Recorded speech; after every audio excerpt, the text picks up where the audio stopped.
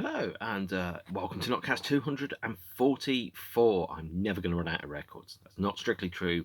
I definitely am. Today is Sunday, 23rd of October, 2022. This is the third one I've done in 4 days. I am not going to be picking up the pace.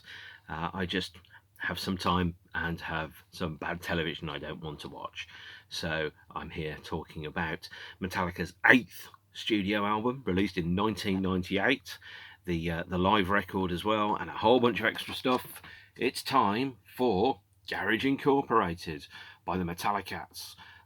Well known, slightly obscure, multi-million selling, stadium filling, very, very rich band indeed, made out of four, then three, then four blokes from America. It's a strange time to talk about the band in terms of their history. They've been making records at the time this came out for, I think, 15 years or thereabouts. That's a long time to be making records. And there comes a point when it becomes, well, that's the thing that you do. It's not even necessarily the thing that you like to do. It's the thing that you do. It's your job. It's to be on stage and to play music and to make records and to release records and do that. And it is the kind of thing where, actually, let's be honest, Garage Incorporated, the 1998 album by Metallica, is a covers album. And to me, a covers album is the sound of when the well has run dry. Now, there are sometimes some acts when actually covers have been an integral part of everything that they've done all the way through. And there are other, Sophie Ellis Bextor, Pet Shop Boys, for example. Flaming Lips have always been very good at choosing covers, things like that. Sometimes, though, when a band says, I'm doing a covers album, I'm getting back to my roots, it signals two things. Firstly, you've lost it. You lost whatever it was that made you good to start with, and you're trying to get back to what you know you strayed away from. The second one is, I got no fucking ideas, guys. Let's just cover a bunch of songs. And then the third thing is, of course, the choice of songs that are covered tells you pretty much everything you need to know about whether this band are any good or not. The Duran Duran covers album has some egregiously obvious choices for songs that would be number one on their list of things to cover. Let's just quickly go through the track listing for the Duran Duran album. I'm going to have to Google it first. Be right back. Yeah, so you can probably tell I'm now reading off a screen which is reflecting in my glasses. The songs that are on the Duran Duran covers album, which I have remained mercifully oblivious of the content thereof until just now, have included such obscure artists as Lou Reed, Elvis Costello, Bob Dylan, Public Enemy, David Bowie, and Led Zeppelin, whoever they are. Never heard of any of those bands. Have you heard of any of those bands? Because I haven't. Not a clue. What a covers album will tell you is, firstly, how good are this band? What are their choices? What's their selection? What are the things that, if you stripped it away, what is it really that excites them about being in a band? And then if you come to some songs that are, to be honest, pretty crappy, then what you kind of sat there and going, surely the point of a covers album is to do two things. One, show off how cool you are and the weird shit that you like. Secondly, bring bands that you love that people haven't heard of to public eye. This is where, actually, if you were in, let's say, Diamond Head, which Metallica covered on their early Garage Days Revisited 84 EP, the B-sides to Creepin' Death, I believe. You kind of go, well, you put a Diamond Head song on there, and that song will sell enough to be able to make sure that the guy that writes the songs to Diamond Head can buy his house outright, and he doesn't have so many money worries. Of course, if you sat there going, well, Lou Reed and David Bowie and Elvis Costello and Public Enemy, and that they need a bit of extra money, they probably don't. I mean, obviously they're all dead now. Well, most of them are dead. Two of them are dead, but they don't need the extra money. They don't need the extra publicity. No one's going to sit there and go, God, I've never heard of David Bowie. I'm going to have to give him a listen. Whereas obviously this album, yes, it's got songs by Diamond Head, as I've mentioned before, and it's got Queen on. That's an obscure band. Anti-Nowhere League, Killing Joke, I think, a couple of others that are on here, as well as 11 new songs. So Metallica's Garage Incorporated sold 426,000 copies in its first week of release, November 24th, 1998.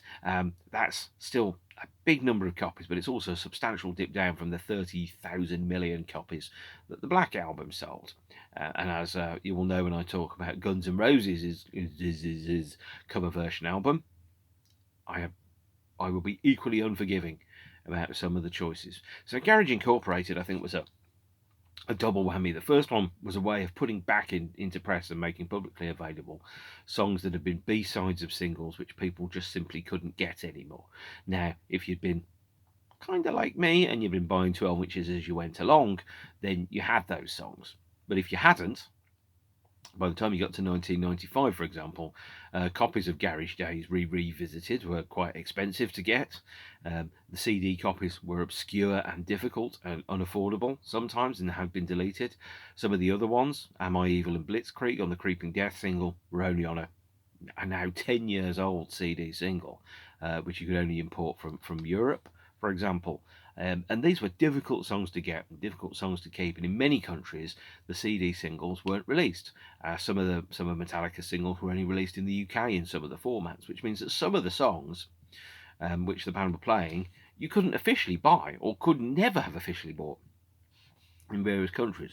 And if you were in, let's say, Bolivia, for example, the state of the economy over there meant that firstly the cost of getting, let's say, the CD single of The Unforgiven to you would have been quite substantial. And not only that, it would have been difficult and there wouldn't have been many copies of it. So therefore putting it out on a handily available album was a very good idea. But of course, putting out just the B-sides and the cover versions on their own would have been probably unsuccessful. It would have felt a little bit like a halfway house. It would have put Metallica as being more of a legacy band than perhaps they were ready to be at that point. They wanted some new stuff on there, so they went into the studio for 3 weeks and they recorded 11 new songs. So Garage Incorporated, triple album and double CD when it came out. And the double CD, by the way, I have done the thing of turning the artwork around. I don't particularly like the cover art on Garage Inc. I know it's an Anton Corbijn photograph, but there's nothing about this that screams anything iconographic. That's not a word. There's nothing about it that screams any iconography. There's nothing about it that goes, that's a fantastic shot for the cover of an album. Garage Incorporated felt like exactly what it was, which was frankly a hastily rushed off covers versions album in order to make a release date. Now Metallica had felt well, the 5-year gap between the Black Album and Load was too long, so they kind of made a resolution to release a new album every year for the next few years, which they succeeded for the 4 years in a row, because we had Load and Reload, and then of course we had Garage Incorporated as a double CD. There was, unlike any other previous Metallica album, there were some essays about, well, this is what they looked like then, that's what they look like now, this is why they've done the songs, this is the thing around them, and of course gave Lars an opportunity to show off his obscure and weird record collection that hardly anybody has ever heard of, as well as telling you where those original songs came from. So disc 2 features the Garage Days Revisited EP, which is on my shelf here as a CD from 1987, not $5.98, or more correctly, not $9.98 anymore. It had become a lot more expensive since then, and that featured let's just check: Diamond Head, Holocaust, Killing Joke, Budgie, The Misfits, Am I Evil and Blitzkrieg, where Blitzkrieg was released by Blitzkrieg, whoever they were, and Am I Evil by the Diamond Heads, Bread Fan by Budgie, The Prince. That was a Diamond Head song. You only like about 3 bands, Lars. Sit down, Lars. And then the Queen, Sweet Savage, Anti-Nowhere League, and then 4 songs by the Motorheads. God, I miss Lemmy. Motorhead were amazingly good. Good old-fashioned rock and roll bands. But Garage Incorporated was, like I said before, the sound of Metallica running out of ideas. At this point, the band had become a huge undertaking. 1998 was the year where they did 32 million in ticket sales alone. And then they wanted to go round again for another victory lap, ostensibly with another album in tow. Although you're not fooling anybody, guys. We all know cover versions are the last bastion of the artistically bewildered, it's fair to say. the album was preceded with a single. The single is Turn the Page, one of my very least favourite Metallica songs. I may have seen them play it live, although let me put it this way, if they played it live and I saw them, I suspect I might have used it as a toilet break in 2009. This was backed with 3 live tracks from the Ministry of Sound, and it came on, I think, 3 CD singles, giving you a total of 9 songs from the Ministry of Sound show, which I mentioned in a previous episode and showed you the promo show on CD. Turn the Page, written by Bob Seger, and it is basically about how awful it is to be incredibly rich and to not have a day job and to tour, the loneliness of the road, and the road becomes my bride and I am stripped of all my pride, and turn the page, and it's totally unforgettable. I do not remember Turn the Page at all. It's one of those songs where you kind of go, you've not got anything much to say. Obviously there is an element of, I think, Schadenfreude around being, a millionaire and a super mega selling band and never having to worry about working again, and then moaning about your chosen career. Like, dude, you could have become an accounts clerk in San Francisco. There are worse fates to be than being Lars Ulrich, multimillionaire, private jet flying, white leather jacket owning, long haired dude, drummy guy. There are worse things to be, and most of your fans have those lives which are difficult and tough. So when a band says, I played 82 shows in a year, and I'm sat there going, dude, I went to work 270 days last year. 82 shows is fuck all. I mean, obviously when you're on tour, it's a 24-hour a day thing. You're away from home, you're away from your family, you're away from your friends, apart from your friends who are in the band. But if you do 82 shows a year, most people work maybe 240-ish days a year. That's a lot of days. And even though they might work at the same place and have their evenings free, 240 days is a lot of days.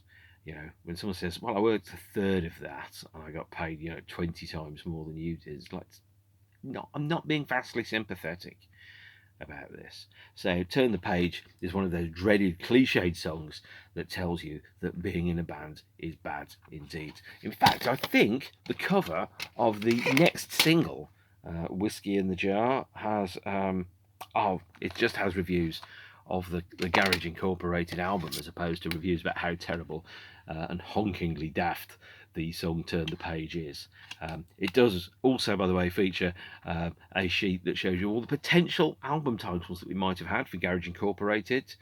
None of them particularly witty, although Garage's Hits is quite good.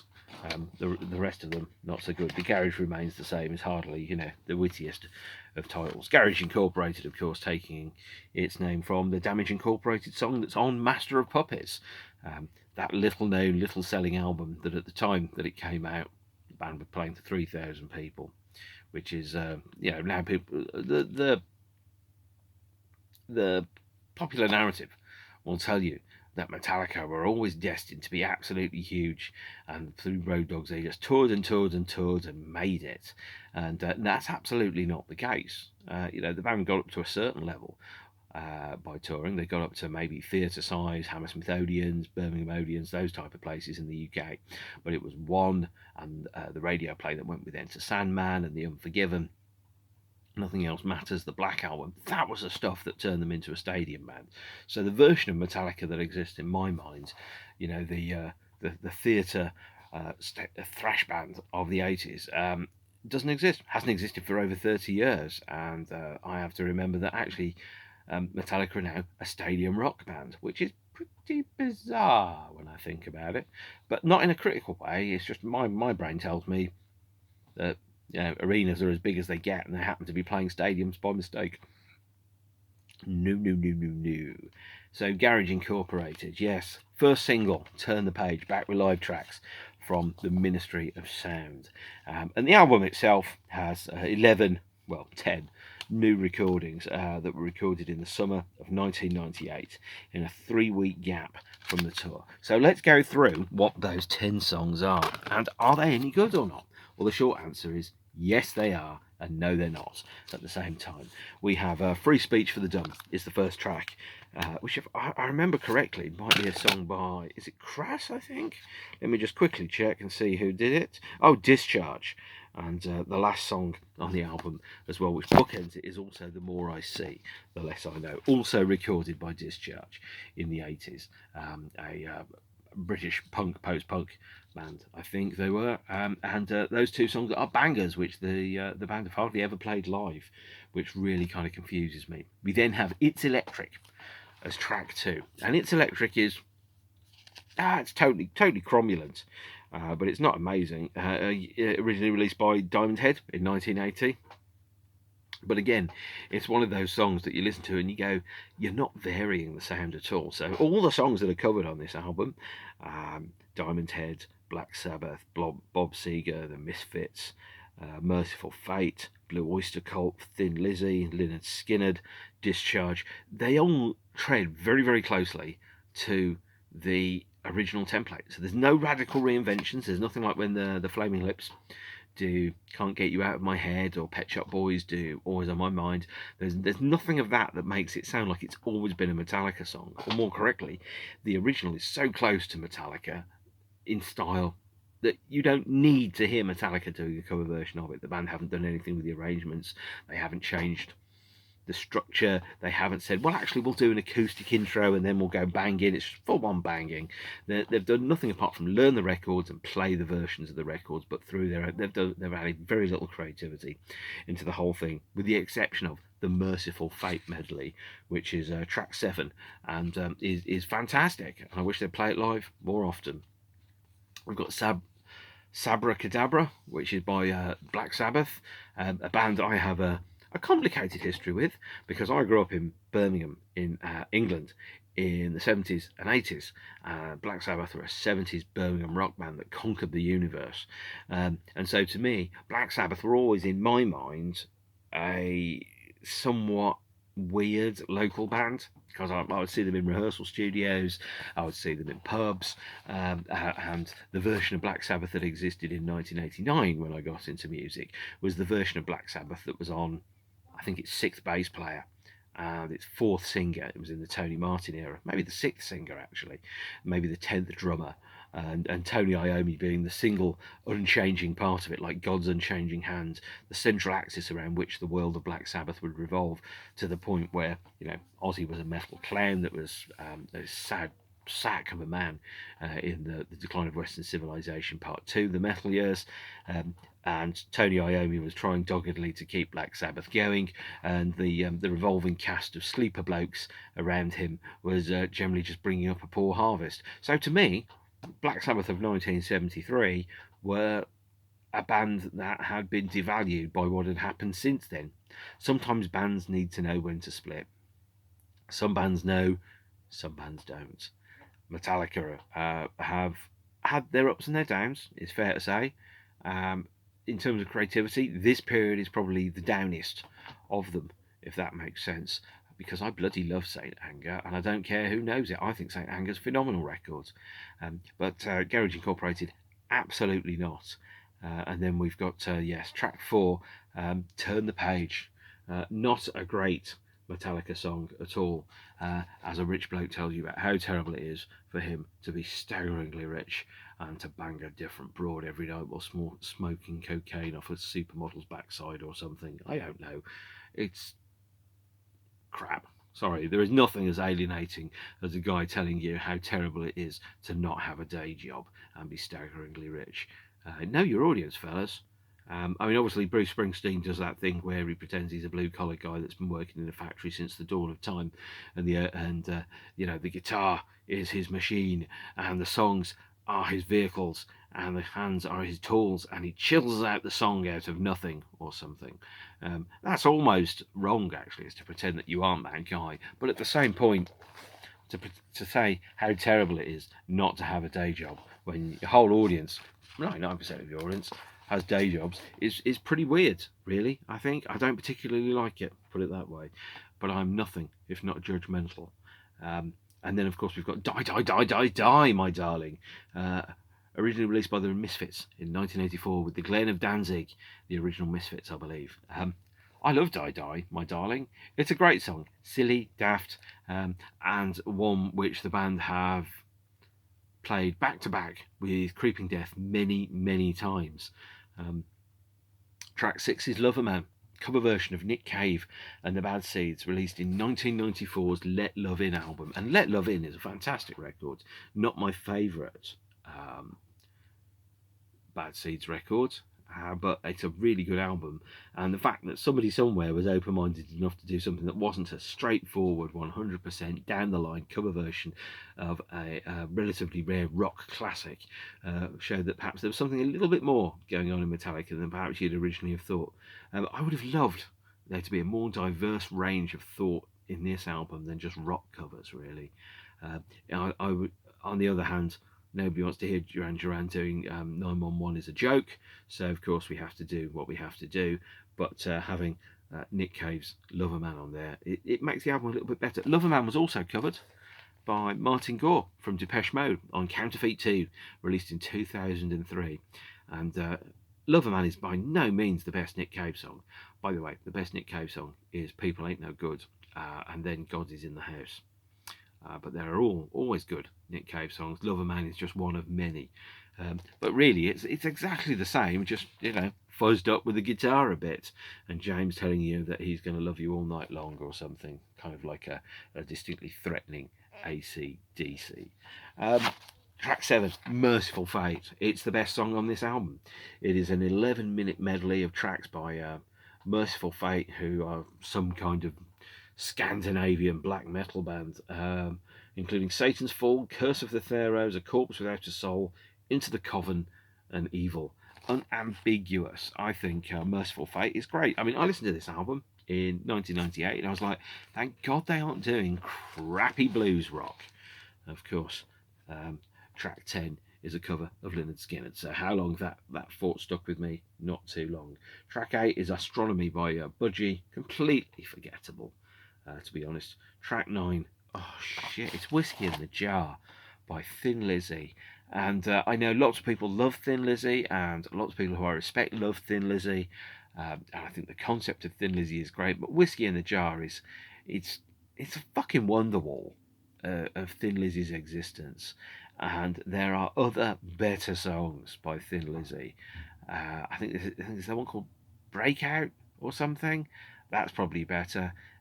Certainly Boys Are Back in Town is better as well. Doing Whiskey in the Jar, you might as well just go have comedy comedy leprechauns jumping up and down on stage. And of course, every time they play Ireland, they play Whiskey in the Jarro, which has a terrible video, and it's just a boring, crappy, straight, traditional cover version of a song that isn't all that amazing in the first place. It's a traditional Irish song, of course. You might as well just go, well, we're going to do God Save the Queen, but we aren't going to do the Sex Pistols version. No. We're going to do the other one. No, Whiskey in the Jar, fucking awful song, and one that I'd never want to hear again, truth be told. Luckily, I've not seen Metallica in Ireland, so I've not seen them play it yet. There is still time. That's going to be fun, isn't it? I just don't like the song. It's unexceptional in every way, it's just boring. And then we've got Tuesday's Gone, originally released by Lynyrd Skynyrd in 1973 on the pronounced Larnerd Skynyrd album. Thanks, guys. Which was recorded in 1997 on a radio special called Don't Call Us, We'll Call You, December 18th. It's the only song that was not on, not recorded in that 3-week burst mid-tour in 1998. But Tuesday's Gone, boring blues rock. It is cut from exactly the same cloth as the very worst songs that are on the Load and Reload albums. And then the last one, thank God, it made by a band that actually sound like they're awake. The More I See, the Less I Know, recorded by Discharge in 1984. Garage Incorporated is not particularly good. I think of it as a B-sides album, because that's exactly what it is. Half of it is B-sides, half of it is cover versions. It's utterly unessential. If you're sitting around going, oh, I really need to buy the Metallica albums, this one is the one is the studio album that you should get absolutely last. It is pretty boring, truth be told. It makes pin-ups look like a lad insane. It's not good. It's nice to have new songs, but they've done nothing original with the songs at all. They've just played them. They're probably down to the nanosecond, exactly the same length as the original studio recordings. And aside from, I think, the Merciful Fate medley, which is a combination of 6 or 7 or 5 Merciful Fate songs, aside from that, these are all carbon copies with fuzzed up guitar tones and screamy vocals of the originals. There's no originality in it whatsoever. But got to stick some stuff out, got to sell some copies in the shops, right, guys? You know, sales, sales, sales. That's what matters. And you know, we had lots of old songs, lots of songs that people had heard before, and I guess they didn't have to put the old B-sides on discs 2 and 3 of the album, but that's what they chose to do, and that made at least the resale in the second-hand market more affordable for those EPs, which was at least a gesture that they didn't have to do. Garage Incorporated, not my favourite Metallica album. Not at all. Not by a very, very, very long shot at all. Now, there was a second single that came out. This was Whiskey in the Jar. Oh, God. I am not going to be pleasant about this. This is bullshit. I do not like Whiskey in the Jar at all. The worst thing, or the best thing about it, is that they've decided to take bad press reviews of the Garage Incorporated album and stick them on the CD. The UK chart rules had changed, so Whiskey in the Jar had to have 2 B-sides, not 3 B-sides. So we only got 6 live tracks, all of which are included on the Whiskey in the Jar Japanese EP, or at least most of them, which features Blitzkrieg, The Prince, Killing Time, Last Caress / Green Hell, and Whiskey in the Jar live, alongside the studio version of Whiskey in the Jar.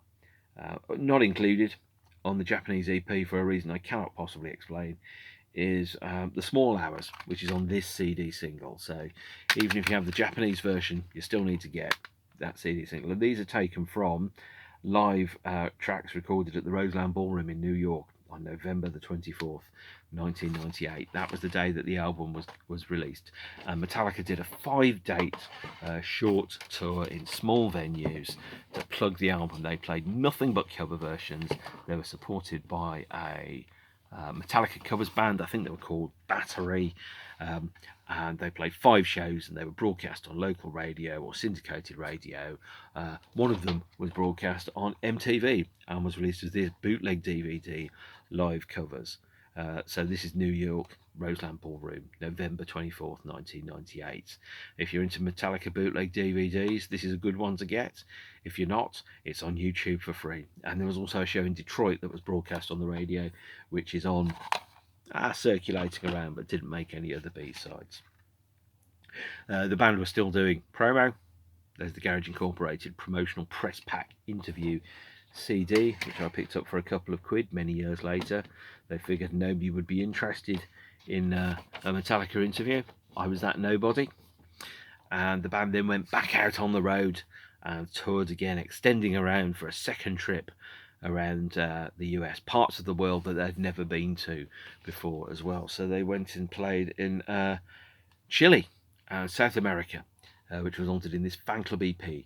The Garage Remains the Same, which is 6 tracks recorded in Chile on May the 12th, 1999, and those songs being Bread Fan, Master of Puppets, Fuel, Bleeding Me, King Nothing, and Nothing Else Matters. I went through a period when Metallica had a kind of a slightly dormant period. The value of some of their fan club CDs and things dipped below to what I was prepared to pay, and I bought this for a very affordable amount a few years ago, when Metallica were put technically in the doldrums. They had a lot of TV broadcasts from around this period when bands were touring in South America. One of the things they'd often do is to offset the costs of touring, is that they'd sell the rights for TV broadcasts, knowing that, firstly, it's a big event. Lots of people aren't going to be able to afford to go, and ticket prices are really expensive.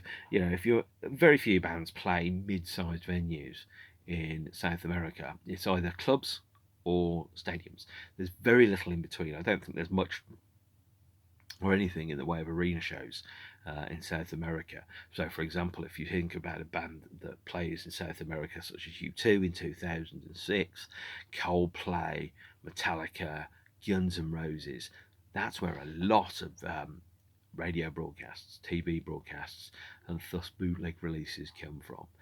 But yes, the band broadcast a number of these shows on television, and then they went back into a European tour. And they played places like Rock am Ring. That was the last time they played Europe with this particular lineup of the band. And they played lots and lots and lots of shows. Milton Keynes Bowl, supported by Marilyn Manson and a number of other bands. And this was on the 22nd of May 1999, the Rock am Ring show, effectively doing a victory lap since they hadn't toured Europe for the Reload album, apart from the Summer 97 festival shows, of which there are only 3 in Europe. This was effectively the Reload tour and the Garage Incorporated tour, all kind of smushed into one, to put it technically. The band then released their second official live album, S&M, Metallica and Michael Kamen, recorded with the San Francisco Symphony Orchestra in April 1999, the first proper standalone live release apart from Live Shit, which was, of course, an absolutely enormous box set of things, including 3 live shows. S&M was the album where I decided to give Metallica a second chance. I'd been turned off by Load and Reload and Garage Incorporated. I'd started to drift away from them. I had an opportunity to see them at the Birmingham NEC. I didn't go because I thought Load was a bit crap, and I still think Load is a bit crap. Not as crap as Reload, but still a bit crap. And it was when I heard a tape of the S&M live set, which was again recorded in April 1999, and I was like, they can still bring it on stage. I'm still interested in that. You know, Metallica had forgotten what they were on vinyl, but on the stage they still brought it, and they still roared like a beastie. And so I was far more interested in S&M than I had been. So when I listened to it, it's 2.5 hours of live material recorded over 2 nights with some overdubs, and I was just like, this is fantastic, this is really bloody good. Now, I shouldn't have said that in the tone that indicated that I was extremely surprised by that tone of state of affairs, but I was, because the various releases of it, the CD, the DVD, and the vinyl, are just phenomenal live albums. Unlike most bands' standard live albums, where they just, let's get a truck and record a show, and then we'll stick it out, and that'll be bog standard. S&M is the band performing with the symphony orchestra, with new arrangements created by Michael Kamen, who I did see live. I saw Michael Kamen play as part of David Gilmour's band in 2001 at the Royal Festival Hall, but Michael Kamen orchestrating a number of Metallica songs, and this is easily beats the pants out of Load and Reload and Garage Incorporated. So much better.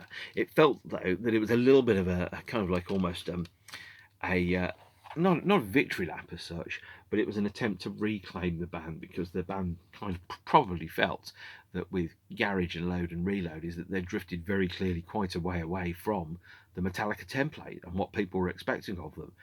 They went from a band that could do no wrong to a band that could do nothing but wrong.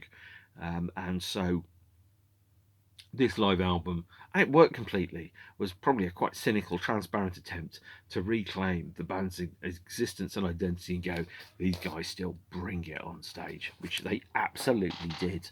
And the selection of songs is not your standard Metallica tracks. There's some hits on there, but there's the Call of Cthulhu, of Wolf of Man, The Thing That Should Not Be, Devil's Dance, Bleeding Me, and then there's the Outlaw Torn as well. These are not hits, but there are a couple of songs which are new as well. There is No Leaf Clover and Subhuman.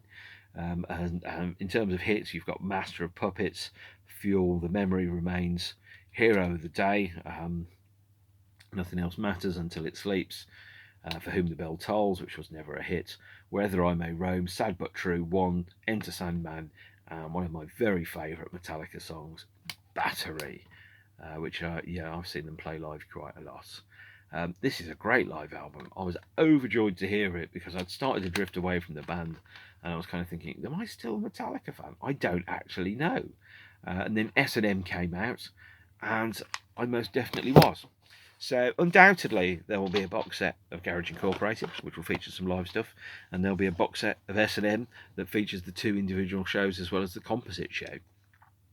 The DVD, by the way, is a fascinating listen because it has 3 audio tracks. It has the finished mixed album. It also has a orchestra and vocal arrangement, and it has a just the band arrangement as well. So if you wanted to listen to just an orchestral version of Metallica, you absolutely can here, which has got separate stereo tracks for band and orchestra, which is fascinating if you wanted to hear what those songs sounded like with just the orchestra. I should have given those a listen, but I didn't. I might just do that over the coming days. This was released in the early days of DVD, so multiple audio tracks were still quite exciting, as well as was full motion menus. Wow, the exciting DVD ride will give you full motion menus. Not that exciting at all. That was released in November 1999, recorded in April 1999, and the band played their last European show with that lineup, I think in Berlin or Munich in Germany in November 1999 to go alongside the release. The band went on the road and they kept going because the road was their bride. They released No Leaf Clover as a single, this time multiple CD singles, but only with 1 audio track on. The other 2 tracks were playable CD-ROM bullshit in your computer, hence why I didn't buy the singles. There's no point buying No Leaf Clover just to get 1 audio track that you've already got on the bloody album anyway. Stick a rehearsal version on or something, guys, but no, they didn't do it. So the band toured. They played Woodstock in July 1999. And they played a lot of American shows between 1999 and December 2000. This is one of the bootleg DVDs. This features a show at the Irvine Meadows in June 1999, and also a show for the Seattle Music Project in June 2000, both about 1-hour sets that were broadcast on television. And this is also a show recorded at the Baltimore Stadium in Maryland, which was on July the 4th, 2000, featuring the band in their Stadium Rock Stadium Victory Lap as they went through and cleaned up playing stadiums. They messed the set list around a little. They brought back some songs that they hadn't played for quite a while for this tour.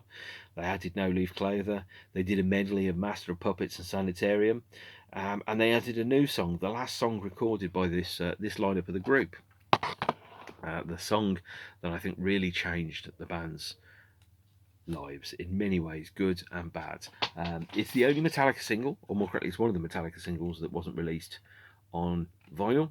It's I Disappear, taken from the soundtrack to Mission Impossible 2. I Disappear is a bad song, and I very rarely kind of put my colours onto the mask quite so much and go, look, this song is bad. It is terrible. The lyrics are stupid and banal, unintelligent and unenlightening. There are only 42 words in the whole of the lyrics to I Disappear, and there's probably 400 lyrics or 400 words, and they're all hey, hey, here I go now, here I go again, here I go back into the void, here I go down the road, hey, hey, hey, hey, and then you see me, and then I disappear. That's pretty much it. And there's a couple of yeahs in there as well, because we all know Metallica loves yeah, death, dying, and hey, hey, hey. So it's a terrible single. It's probably one of my least favourite original Metallica track, apart from possibly Ronnie. It's not a good song at all, I Disappear. It did get, I Disappear did get a vinyl release, which is quite surprising to think about, as part of the Metallica vinyl club in the year 2020. This is the only vinyl edition of I Disappear as a standalone release. The A-side is the leaked Napster version, and the B-side is Live at the House of Blues in Hollywood on July the 18th, the year 2000. Let's go into this package. This is a nice little package. I like this one, and also I've not opened it for a while. It has 7-inch single, which comes in an inner sleeve. It features the call sheet for the video shoot, which was April 2000, storyboards as well. The storyboard and the video cost a lot of money, by the way, over $1 million, I think, and it was directed by Wayne Isham, the man that gave the world a million close-ups of topless ladies on Van Halen live DVDs. And also it was a homage to various films, so you could clearly see who were film buffs and what were their films that they were really interested in. So we had, shots of North by Northwest, or I think it's Investigation of a Citizen Above Suspicion, and other things. James riding a car, Lars running from a window as he sees a tidal wave approach. The video is not very good, and I don't like it overall. Probably the creative nadir of Metallica at that period in time, but it does. The existence of the leaked Napster version does bring out the Napster file sharing controversy, where an early version of the track was circulated on the file sharing website Napster in an unfinished form, and then the band took Napster to court, printed out lists of their fans, and tried to sue them all. I understand why they did it. I think artists need to be paid for their work and should be paid for their work. I think the way Metallica went about it in this particular instance was clod-headed and blunt and brutal and unsophisticated. I think there are other ways that they could have approached this issue that didn't make them look like money-grubbing gazillionaires that wanted their pound of flesh out of everybody. If they'd have pitched the argument more along the lines of, look, someone's leaking unfinished rough versions of our songs, and it's like selling Leonardo da Vinci sketches. It's not finished and it's not good enough. And yes, it affects our ability to make money, but at the end of the day, we want to have the right to control what we issue and when we issue it and how we issue it if we think it's good enough. Someone's been rifling around and found some unused rough mixes and put them out on the internet for everyone to see. If they'd taken that approach, as opposed to going, these guys can afford to download our songs and pay for our songs, and they aren't, and so we're going to sue them, it would have looked less greedy and more about artistic integrity. But that's just my opinion, guys. Other opinions are available, and I'm sure some of you have it. The last thing that the band did during the whole of this period was they filmed some interviews for the Metallica Classic Albums documentary that was broadcast in 2001, and the band played several songs from the Black Album live in the studio in late 2000, and then they made a TV appearance, and I think they performed Fade to Black, and then Jason announced that he was leaving the group in February 2001. That ground everything to a halt. Up until that point, the band had been on almost an unstoppable upwards curve, and what we found then is all of a sudden is that things had started to go wrong. The wheels had started to fall off. Every band that is super successful has a phase when the imperial phase comes to an end and the cracks start to appear. Jason's departure from the group in February 2001 was where the cracks started to appear. I'd always felt that if Metallica were the metal version of the Beatles, for example, Lars and James clearly positioned themselves as the Lennon and McCartney of metal. Jason was very similar, in my opinion, to George Harrison. He was a great talent, and he was very underrated and underappreciated by the people that were in the group, and wasn't necessarily treated fairly or equally. Even going back to the first album, the production credit said co-produced by Hetfield/Urich. Whether they did or whether they didn't, I don't know. The songwriting credits were almost had Hetfield/Urich on everything. There was a very clear kind of those two guys are the band, and the other guys, they're in the band, but they're like, they're not prime ministers, they're cabinet members, they're, the side guys, the Karl Bartos and the Wolfgang Flür of the group, as opposed to the Ralph and Florian. And I think it was really unfair to the contribution which Jason and Kirk had brought to the band. I think that's changed over time, and I think maybe Jason leaving was what the band needed to experience to understand that their previous approach was unhealthy. because ultimately um, it derailed the band, and they had to get back to where they were, and they had to find a new lineup, and they had to learn how to be Metallica again and write new songs and move into the next phase of their career and continue as professionals, as opposed to gamely travelling on as far as they possibly can to see how far they can go. The wheels had come off when Jason left the group, and Jason formed another band right towards the end of his time in Metallica, and released an album under the name Echo Brain. Apparently, the reason that Jason left was fundamentally because he wanted to tour Echo Brain in the time when Metallica was resting between albums.